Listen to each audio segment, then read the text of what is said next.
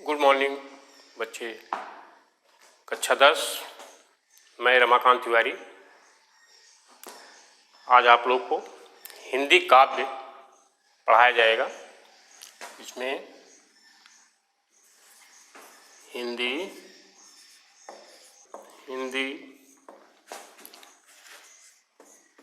काव्य कक्षा 10। तो आज आप लोगों को हिंदी का काव्य चरण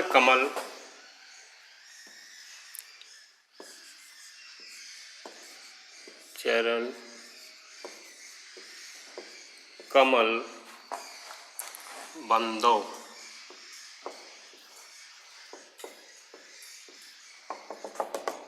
तिहि पाई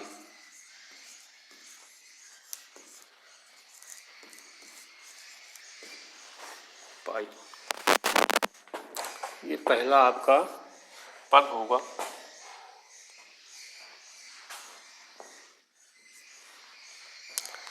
तो सबसे पहले इस व्याख्या को बताना है।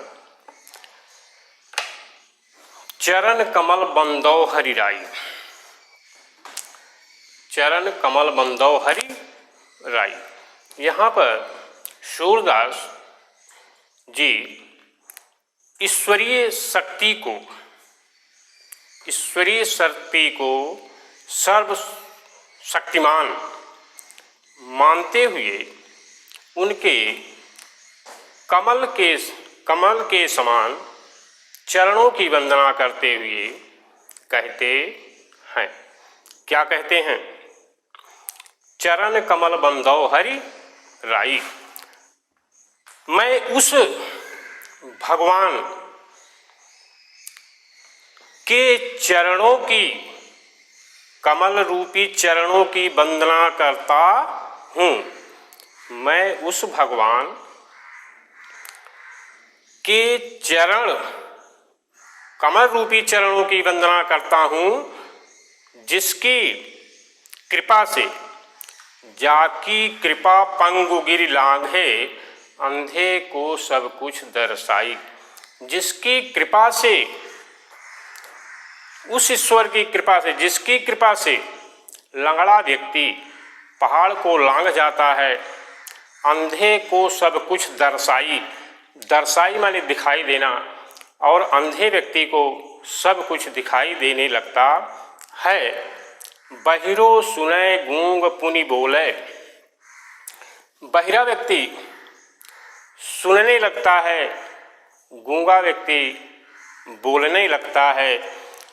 रंक चले सिर छत्र धराई, रंक माने दरिद्र होता है, अर्थात दरिद्र व्यक्ति भी अपने सिर पर राज छत्र धारण कर लेता है। किसकी कृपा से? उस ईश्वर की कृपा से। सूरदास स्वामी करुणा में बार बार बंदौ तिहि पाई। इस प्रकार से सूरदास जी कहते हैं, सूरदास जी ऐसे करुणामयी ईश्वर की, ऐसे दयालु ईश्वर की मैं बार बार वंदना करता हूँ, उनके चरणों की बार बार वंदना करता हूँ।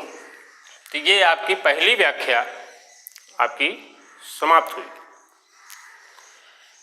हाँ, अब आपको दूसरा पद बताएंगे, उसको आपको निर्देशित किया जा रहा है। अभिगत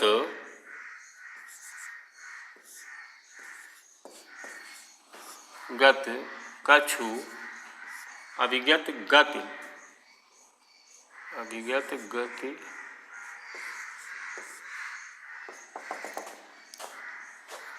अभिगत गति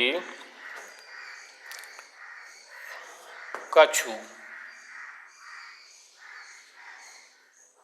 सूर सगुन पद पावे, सूर सगुन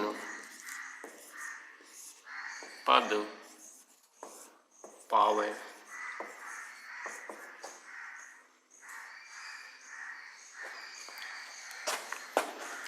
ये आपका दूसरा दोहा है। तो इस पूरा दोहे पढ़ दें। हाँ, तो दूसरा दोहा है, पहले सुन लीजिए, उसके बाद व्याख्या करते हैं।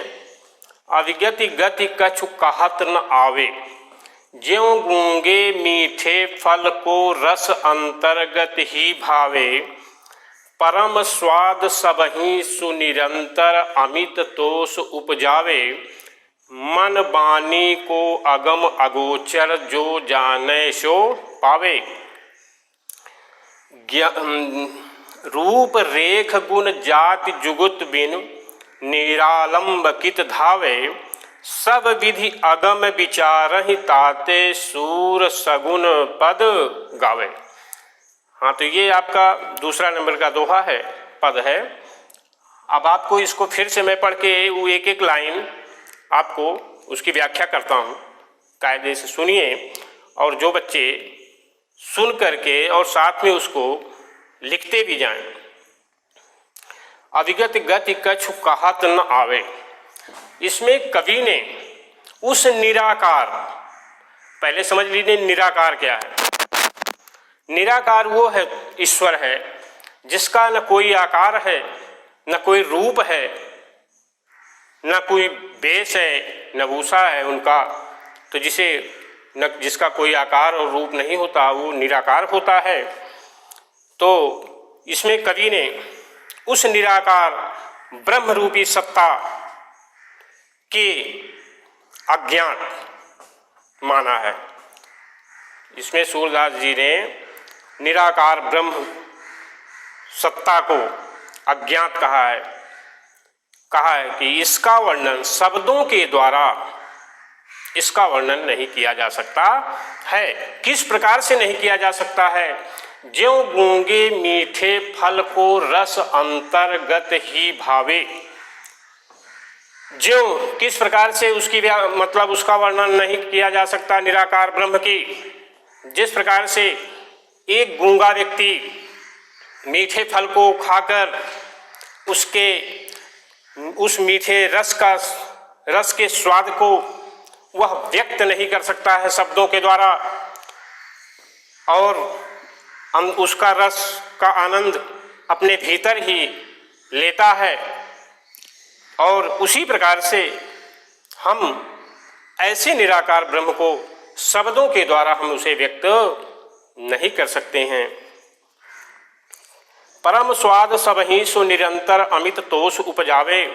इस प्रकार से ऐसा निराकार ब्रह्म न उसे देखा जा सकता है, न उसे सुना जा सकता है, न उसे स्पर्श किया जा सकता है। ऐसा निराकार ब्रह्म के बारे में यहाँ पर सूरदास जी कहते हैं अमित तोष उपजावे, जो इसे मन वाणी को अगम अगोचर जो सो जाने जो पावे। इस प्रकार से सूरदास जी कहते हैं कि मन वाणी से अगम अगोचर है। अगम अगोचर माने इंद्रियों से परे, जिसके बारे में मतलब हम सोच नहीं सकते, इंद्रियों से परे है। इंद्रियां हमारी वहां तक पहुंच नहीं सकती उस निराकार ब्रह्म तक। सो जाने जो पावे, जो इसे अनुभव किया है उसे ही वह प्राप्त कर सकता है, वही उसे प्राप्त कर सकता है। रूप रेख गुण जाति जुगुत बिन। ऐसा निराकार ब्रह्म ना जिसका कोई रूप है, ना कोई गुण है, ना कोई जाति है, और ना इसे जुगुत माने जुआड़ होता है, अर्थात उसे प्राप्त करने का साधन, अर्थात उसे उस निराकार ब्रह्म को प्राप्त करने के लिए हमारे पास कोई साधन भी नहीं है। जिस निरालंब माने बिना आधार, ना उसे प्राप्त करने का कोई आधार है। निरालंब कित धावे। इस प्रकार से बिना आधार के हम कहाँ दौड़े, कहाँ कित धावे माने दौड़ना, हम कहाँ दौड़े। सब विधि अगम विचार ही तातय सूर सगुन पद गावे। इस प्रकार से सब प्रकार से विधि माने प्रकार, अगम विचार है, इस प्रकार से मैंने सब प्रकार से विचार करके यह जान लिया कि यह हमारे यहाँ इस निराकार ब्रह्म को तक पहुँचना बड़ा कठिन है। तब मैंने यह सब विचार करके तातय सूर सगुण पद गावे, तब मैंने सगुण रूपी पद को मैंने गाया है। तो ये आपका दूसरा पद खत्म होता है। अब आप तीसरे पद पे आइए। तीसरा पद है आपका, पहले पढ़ लीजिए, पढ़ा रहा हूँ, उसको ध्यान से देखिएगा। किलकत कान्ह घुटुरियन आवत, मणिमय कनक नंद के आंगन बिंब पकड़िवै धावत, कबहु निरख हरि आप छाह को कर सो पकड़न चाहत, किलकी हसत रजत दो दतिया पुनि पुनि तेहि अवगाहत, कनक भूमि पर कर पग छाया यह उपमा इक राजति, करि कर प्रतिपद प्रतिमन वसुधा कमल बैठकी साजति, बाल दशा सुख निरखि जसोदा पुनि पुनि नंद बुलावती, अचरा तरलय ढांक सूर्य के प्रभु को दूध पियावत। ये आपका दूसरा यहाँ तक होगा। अब फिर से सुनिए, अब एक एक लाइन पढ़ाता हूँ और आपकी व्याख्या बताऊंगा। किलकत कान्ह घुटुरियन आवत, यहाँ पर सूरदास जी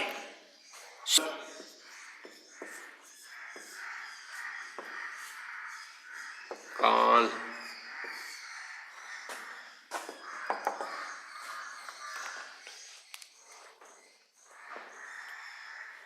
दूध पियावत, दूध पियावत, ये आपका तीसरा है। हाँ तो सुनिए, तो किलकत कान्ह घुटुरियन आवत, यहाँ पर सूरदास जी श्री कृष्ण के बाल स्वरूप, बाल रूपी श्री कृष्ण का बड़ा ही सुंदर मनोहारी चित्रण किया है। सूरदास जी ने क्या कहा है? किलकत कान्ह घुटुरियन आवत। कवि कहते हैं कि श्री कृष्ण किलकारियां मारते हुए घुटने के बल चलना शुरू कर दिए हैं। किलकत कान्ह घुटुरियन आवत, यहाँ सूरदास जी कहते हैं कि श्री कृष्ण घुटने के बल चलना शुरू कर दिए हैं। मणिमय कनक नंद के आंगन बिंब पकड़िबो धावत। मणिमय, मणिमय माने होता है मणि, मणियों, और कनक माने होता है सोना। तो मणियों और सोने से जड़ा नंद के आंगन में श्री कृष्ण अपनी पड़ती हुई परछाई को अपने हाथों से पकड़ने के लिए दौड़ते हैं। कबहु निरख हरि आप छाह को कर सो पकड़न चाहत। उस नंद के आंगन में जो मड़ियों और सोने से जड़ा हुआ जो आंगन है, उस पर कृष्ण अपनी जब परछाई को देखते हैं, कबहु निरख हरि आप छाह को, आप माने अपनी, हरि माने ईश्वर, छाह माने परछाई होती है, तो कभी अपनी परछाई को देखते हैं जब उस पृथ्वी पर, तो कर सो पकड़ना चाहत, और उसे हाथ से अपना पकड़ना चाहते हैं। किला की हंसत रजत दो दतिया पुनि पुनि तेहि अवगाहत।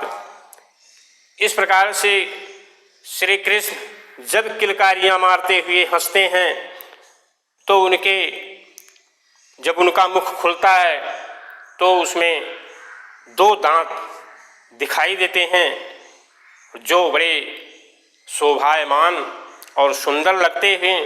पुनि पुनि तेहि अवगाहत, और बार बार बुलाते हैं। कनक भूमि कर पग छाया यह उपमा एक राजति। कनक भूमि पर, कनक माने सोना होता है, भूमि माने पृथ्वी, जमीन, तो उस अपनी सोने की भूमि पर, पृथ्वी पर, जब उनके कमल के समान हाथ और पैरों की जब छाया उस पर पड़ती है, तो यह शोभा बड़ी, यह दृश्य जो है बड़ा सुंदर और शोभनीय दिखता है, लगता है। तो करि करि प्रतिपद प्रतिमन वसुधा कमल बैठकी साजति। इस प्रकार से ऐसे दृश्य को देखकर हमारी पृथ्वी भी उनको बैठने के लिए कमल रूपी आसन सजाए हुए है। बाल दशा सुख निरख जसोदा पुनि पुनि नंद बुलावत। इस प्रकार से श्री कृष्ण के बाल दशा के सुख को देखकर नर जसोदा मैया पुनि पुनि नंद बुलावत। पुनि पुनि माने जो है मतलब पुनि पुनि माने बार बार वह नंद बाबा को बुलाती हैं। अचरा तर लय ढांक सूर्य के प्रभु को दूध पियावत। इस प्रकार से मैया यशोदा श्री कृष्ण को अपने आंचल से ढककर श्री कृष्ण प्रभु को दूध पिलाती हैं। इस तरह से आपका तीसरा खत्म हुआ। अब आप चौथे पे आएंगे।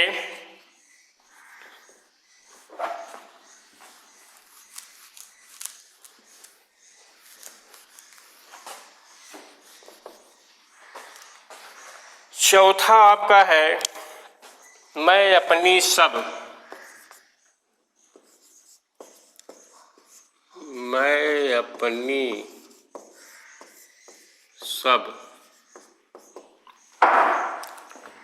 मैं अपनी सब डैश डैश जान मैं दई हूँ।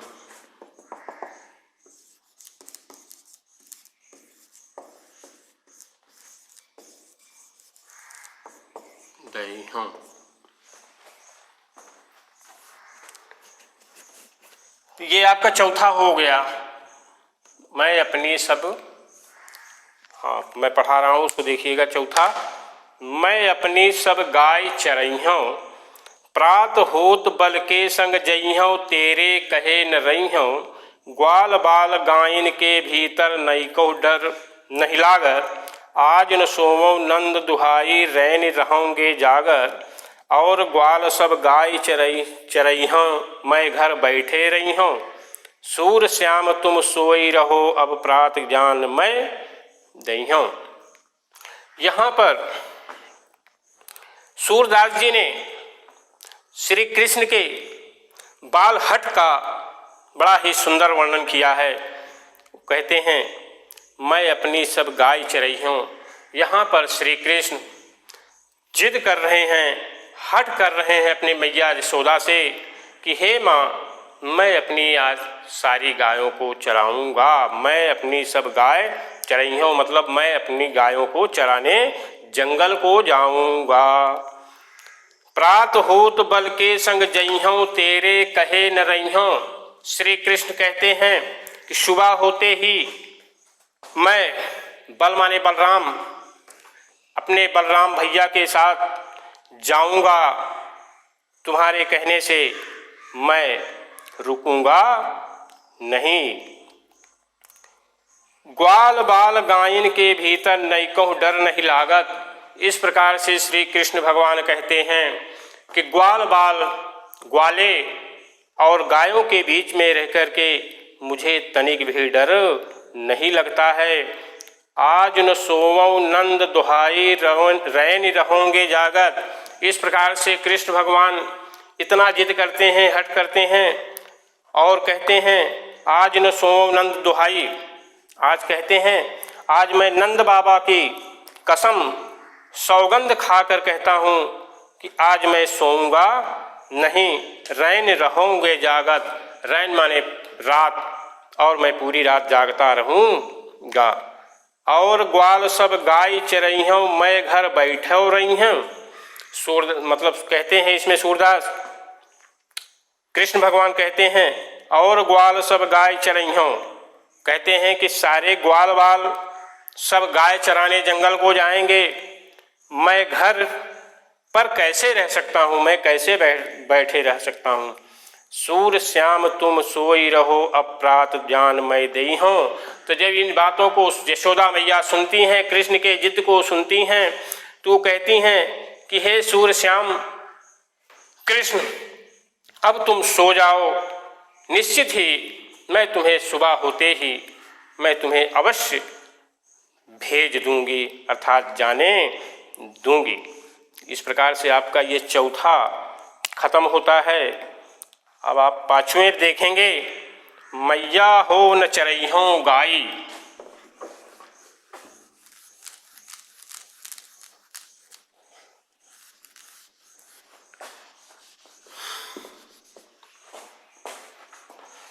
आप पछुआ देखिए, मैया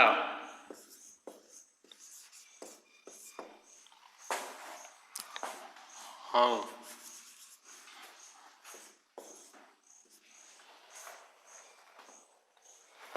मैया हो न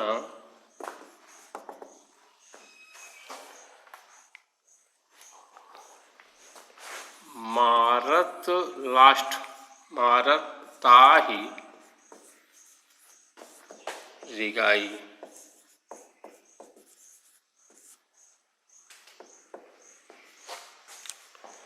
ये आपका पांचवा है। पहले पढ़ा रहा हूं, सुन लीजिए। मैया हो न चरैहों गाई, मैया हो न चरैहों गाई, सिगरे ग्वाल घिरावत मोसे मोशो मेरो पाई पिराई, जौ न पतियाह पूछ बलदाऊ अपनी सौह दिवाई, यह सुन माई जसोदा ग्वालिन गारी देत रिसाई, मैं पठवत अपने लरिका को आवे मन बहराई, सूर श्याम मेरो अति बालक मारत ताही रिगाई। यहाँ पर कवि ने जो है श्री कृष्ण के बालहट का वर्णन किया है। यहाँ पर श्री कृष्ण जो है जिद करते हैं कि हे मैया, मैं गायों को चराने नहीं जाऊंगा। सिगरे ग्वाल घिरावत मोसो मेरे पाई पिराई। श्री कृष्ण अपनी मैया जसोदा से बता रहे हैं कि सारे ग्वाल वाल हम ही से अपनी गायों को घिरवाते हैं। घिरवाते मतलब एक तरह से जैसे समझ लीजिए कि हकवाना, घिरवाते हैं। मोसो मेरे पाई पिराई, जिससे मेरे पैर दुखने लगता है, अर्थात दर्द करने लगता है। जो न पतियाहि पूछ बलदाऊ। श्री कृष्ण अपनी मैया जसोदा से कह रहे हैं कि हे माँ, यदि आपको विश्वास नहीं है तो जो न पतियाहि, पतियाहि माने विश्वास, पूछ बलदाऊ, तो बलराम से आप पूछ सकती हैं, अर्थात पूछ लीजिए। पूछ बलदाऊ अपनी सौह दिवाई। लेकिन जब बलराम से पूछिएगा तो यह अपनी मतलब अपनी सौगंध दिला करके पूछिएगा, कहीं बलराम भैया भी झूठ ना बोल दें। यह सुनि माई जसोदा ग्वालिन गारी देत रिसाई। यह सुन करके जब यह श्री कृष्ण की बातों को सुनती हैं मैया जसोदा, तो उन्हें क्रोध आता है, गुस्सा होती हैं और गाली देती हुए अपनी उन ग्वालों के प्रति गाली देती हैं। मैं पठवत अपने लरिका को आवे मन बहराई। मैया जसोदा कहती हैं कि मैं तो अपने बालक श्री कृष्ण को इसलिए भेजती हूँ, उसको अपने मन को बहलाने के लिए, अर्थात मनोरंजन करने के लिए मैं उसे जंगल को भेजा करती हूँ। सूर श्याम मेरो अति बालक मारत ताहि रिगाई। इस प्रकार से मैया जसोदा कहते हैं कि यह इस मेरे छोटे से बालक को मारत ताहि रिगाई, इस प्रकार से दौड़ा दौड़ा करके इसे ये दुष्ट ग्वाले इसे परेशान कर डालेंगे। तो आज का पद यहीं पर समाप्त होता है। अब आप लोग इसके अगला पार्ट जो मतलब ये पैराग्राफ जरूर पढ़ लीजिएगा, पढ़ेंगे तो आप, मैं पढ़ाऊँगा तो अवश्य आपके बिल्कुल समझ में आएगा। और लिखते समय मैंने जो भी मैं व्याख्या बताता चलूँ उसे आप लोग अपनी अपनी कापियों में लिखते जाएंगे। तो ये सूरदास का पहला पार्ट का पद है। ये 5 व्याख्या आपकी खत्म हुई।